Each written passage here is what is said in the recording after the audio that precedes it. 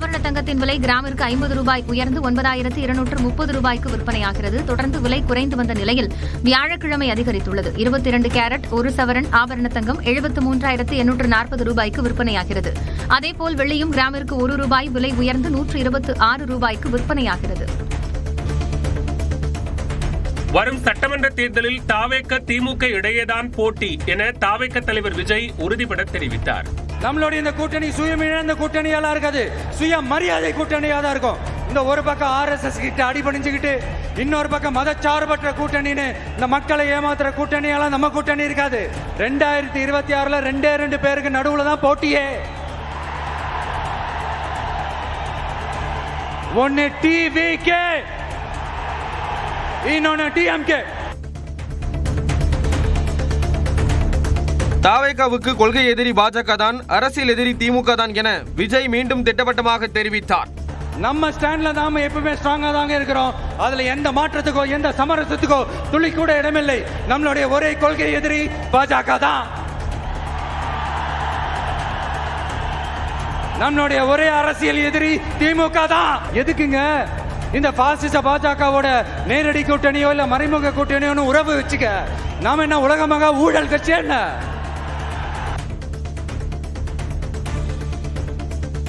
வரும் சட்டப்பேரவை தேர்தலில் திமுகவுக்கும் அதிமுகவுக்கும் தான் போட்டி என்றும் தாவேகாவுடன் கிடையாது என்று திமுக செய்தி தொடர்பாளர் TKS இளங்கோவன் பதிலடி கொடுத்துள்ளார். பொறுத்தவரை எதிர்க்கட்சிகள் பயப்பட வேண்டும். ஏன்னா எங்கள் எதிரிகள் சிதறி நிற்கிறார்கள். அதனால விஜய் எங்களுக்கு எதிரான வாக்குகளைத்தான் அவர் கொஞ்சம் பங்கெடுத்துக் கொள்ளப் போகிறார். எங்களுக்கு எதிரான வாக்குகளில் அப்படி பார்த்தால் இப்பொழுது ஏற்கனவே எங்களுடைய எதிர்க்கட்சி வரிசையில் இருந்த கட்சிகள் வாங்கிய வாக்குகள் எல்லாம் குறைய போகிறது. அதிமுக பாஜக கூட்டணி ஒரு பொருந்தாத கூட்டணி என தாவேக தலைவர் விஜய் விமர்சித்துள்ளார். எம்ஜிஆர் அவர்கள் ஆரம்பிச்ச அந்த கட்சியை கட்டி காக்கிறது யாரு? இன்னைக்கு அந்த கட்சி எப்படி இருக்குது அதை நான் சொல்லிதான் உங்களுக்கு தெரியணுமா? அப்பாவி தொண்டர்கள் அதை வெளியில சொல்ல முடியாம வேதனையில தவிக்கிறாங்க. 2026ல சட்டமன்ற தேர்தலில் யாருக்கு ஓட்டு போடணும், எப்படிப்பட்ட ஆட்சி இங்க அமையணும்னு அந்த அப்பழுக்கற்ற அந்த தொண்டர்களுக்கும் ரொம்ப நல்லாவே தெரியும். அதனால என்ன வேஷம் போட்டுக்கிட்டு பாஜக இங்க தமிழ்நாட்டுக்குள்ள வந்தாலும் அவங்க வித்தை எல்லாம் இங்க வேலைக்கே ஆகாது. அதிமுக யார் கையில் இருக்கிறது என தெரியாமல் அறியாமையில் விஜய் பேசுகிறார் என கட்சியின் பொதுச் செயலாளர் எடப்பாடி பழனிசாமி பதிலடி கொடுத்துள்ளார். காஞ்சிபுரத்தில் தேர்தல் பிரச்சாரத்தில் ஈடுபட்ட எதிர்க்கட்சித் தலைவரும் அதிமுக பொதுச் செயலாளருமான எடப்பாடி பழனிசாமி தாவேக மாநாட்டில் விஜய் உரையாற்றியதற்கு பதிலளிக்கும் வகையில் பேசினார். அனைத்து இந்திய அண்ணா திராவிட முன்னேற்ற கழகம் இப்பொழுது யார் கையில் இருக்கிறது என்று கேட்கின்றார்கள். பாவம், அறியாமையின் காரணமாக பேசுவதாக நான் பார்க்கின்றேன். இது கூட தெரியாமல் ஒரு கட்சிக்கு தலைவராக இருக்கின்ற சொன்னால் அவரை நம்பி எப்படி தொண்டர்கள் இருப்பார்கள்? தாமரை இலையில் தண்ணீரே ஒட்டாது, தமிழர்கள் ஒட்டுவார்களா என தாவேக தலைவர் விஜய் கேள்வி எழுப்பியுள்ளார். என்னதான் நீங்க இந்த நேரடி மறைமுக கூட்டணி குட்டிகரணம் போட்டாலும் தாமரை இலையில தண்ணியே ஒட்டாது. தமிழக மக்கள் மட்டும் எப்படி ஒட்டுவாங்க? எங்களுக்கு என்னென்ன தேவையோ என்னென்ன நல்லதோ அதெல்லாம் செய்ய மாட்டேங்கிறீங்க. ஆனா ஆட்சி அதிகாரத்தை மட்டும் கையில வச்சுக்கிட்டு மக்களை ஏமாத்த நேரடியாக ஒரு பாசிச பாஜக அடிமை கூட்டணி ஒண்ணு. அடுத்து உங்களோட இந்த மைனாரிட்டி ஆட்சியை ஓட்டுறதுக்காக மறைமுகமாக RSS அடிமை குடும்பம்னு இன்னொரு கூட்டணி. பாஜகவை தமிழக மக்கள் ஏற்றுக்கொள்ள மாட்டார்கள் என்று விஜய் கூறிய கருத்திற்கு பாஜக மூத்த தலைவர் தமிழிசை சவுந்தரராஜன் பதிலடி கொடுத்துள்ளார். தாமரை இலையில தண்ணீர் ஒட்ட வேண்டியதில்லை, தாமரை தண்ணீர்ல மலரும், ஒட்ட வேண்டியதில்லை. அதனால ஒட்ட வேண்டியதெல்லாம் ஓட்டு வரும். அதாவது தமிழகத்தில் தாமரை தண்ணீரில் மலரும். தாவேக மாநாட்டில் எம்ஜிஆர், விஜயகாந்த் ஆகியோரை தாவேக தலைவர் விஜய் புகழ்ந்து பேசினார். சினிமானாலும் சரி அரசியல்னாலும் சரி நமக்கு ரொம்ப ரொம்ப பிடிச்சது புரட்சி தலைவர் எம்ஜிஆர் அவர்கள் தான். அவரோட பழகிறதுக்கு எனக்கு வாய்ப்பு கிடைக்கல. ஆனா அவரை மாதிரியே குணம் கொண்ட என்னுடைய அண்ணன் புரட்சி கலைஞர் கேப்டன் விஜயகாந்த் அவர்களோட பழகிறதுக்கு எனக்கு நிறையவே வாய்ப்பு கிடைச்சது. அவரும் இந்த மதுரை மண்ணை சேர்ந்தவர் தானே, அவரை மறக்க முடியுமா?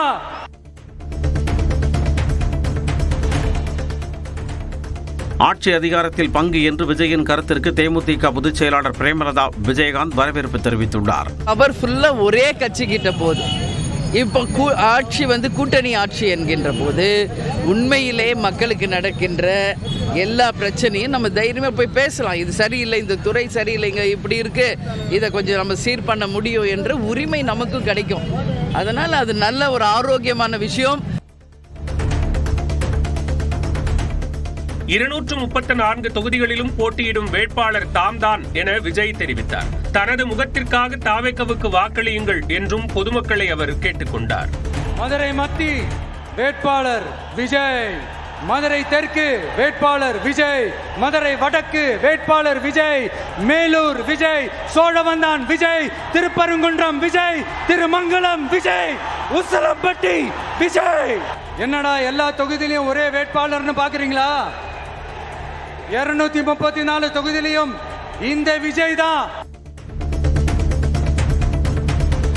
தமிழக வெற்றி கழக மாநாட்டில் அக்கட்சியின் தலைவர் விஜயின் பெற்றோர் கலந்து கொண்டனர். மாநாட்டின் மேடையில் இருந்த தந்தை எஸ். ஏ. சந்திரசேகர் தாய் ஷோபாவை விஜய் ஆற தழுவி மகிழ்ந்தார். அப்போது தாயார் ஷோபா விஜய்க்கு அன்பு முத்தம் கொடுத்தார். பின்னர் இருவரிடமும் வாழ்த்து பெற்ற விஜய் அவர்களை நாற்காலியில் அமர வைத்தார்.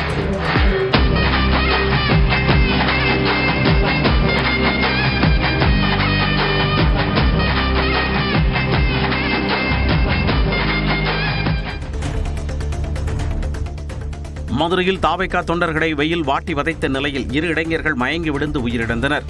சென்னை ஊரப்பாக்கத்தைச் சேர்ந்த 33 வயது பிரபாகரன் மதுரை சக்கிமங்கலம் அருகே வாகனத்தில் இருந்து இறங்கிய போது வெயில் காரணமாக மயக்கமடைந்தார். மதுரை ராஜாஜி அரசு மருத்துவமனைக்கு கொண்டு செல்லும் வழியிலேயே உயிரிழந்தார். இதேபோல நீலகிரி மாவட்டம் குன்னூரைச் சேர்ந்த ரித்திக் ரோஷனுக்கு மாநாட்டு திடலில் மூச்சு திணறல் ஏற்பட்ட நிலையில் ஊர் திரும்பும் வழியில் மயக்கமடைந்தார். சமயநல்லூர் அருகே ஆரம்ப சுகாதார நிலையத்தில் பரிசோதனை செய்தபோது அவர் உயிரிழந்து விட்டதாக மருத்துவர்கள் கூறினர்.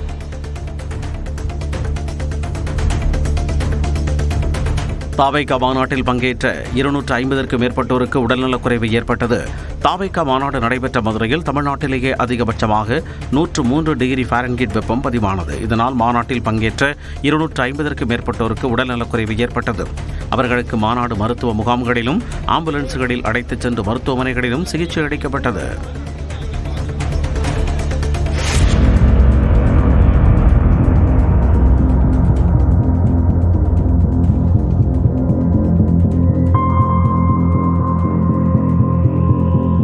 மதுரை தாவேகா மாநாட்டிற்கு வந்த வாகனங்கள் சொந்த ஊருக்கு புறப்பட்டு சென்றன. பாரபத்தி பகுதியில் இருந்து மதுரை வடையங்குளம் ரவுண்டானா வரை வேன், பஸ், இருசக்கர வாகனங்கள் உள்ளிட்ட வாகனங்கள் ஊர்ந்து செல்லும் கடுகு பார்வை காட்சிகளை நியூஸ் 18 தமிழ்நாடு தொலைக்காட்சி பதிவு செய்துள்ளது.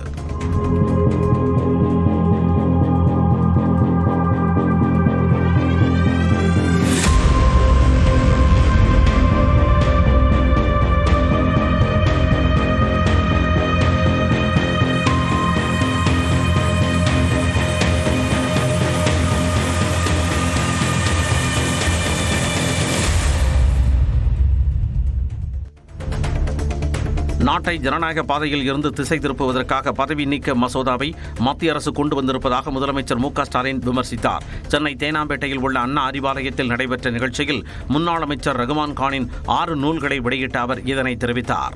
இதுக்கு முன்னாடி குடியுரிமை திருத்த சட்டம், வக்கு திருத்த சட்டம் என சிறுபான்மை மக்களுக்கு எதிரான பல்வேறு சட்டங்கள் எல்லாம் கொண்டு வந்தாங்க. அப்போதெல்லாம் அந்த சட்டங்களை திராவிட முன்னேற்ற கழகத்தின் சார்பில் எப்படி கடுமையாக எதிர்த்தோமோ அதே மாதிரி இந்த கருப்பு சட்டத்தையும் எதிர்ப்போம். தமிழ்நாடு வேளாண்மை பல்கலைக்கழகத்தில் டிப்ளமோ படிப்பில் சேர்வதற்கு விண்ணப்பிக்கலாம் என அறிவிக்கப்பட்டுள்ளது. கோவையில் இயங்கி வரும் தமிழ்நாடு வேளாண்மை பல்கலைக்கழகத்தில் வேளாண்மை, தோட்டக்கலை, வேளாண்மை பொறியியல் தொடர்பான பட்டய படிப்புகள் பயிற்றுவிக்கப்படுகின்றன. இவற்றில் சேர ஆன்லைன் விண்ணப்பங்கள் பெறப்படுவதாகவும் 29ஆம் தேதி வரை விண்ணப்பிக்கலாம் என்றும் அறிவிக்கப்பட்டுள்ளது. tnau.ucanapply.com என்ற இணையதளத்தில் விண்ணப்பிக்கலாம் என்றும் தெரிவிக்கப்பட்டுள்ளது.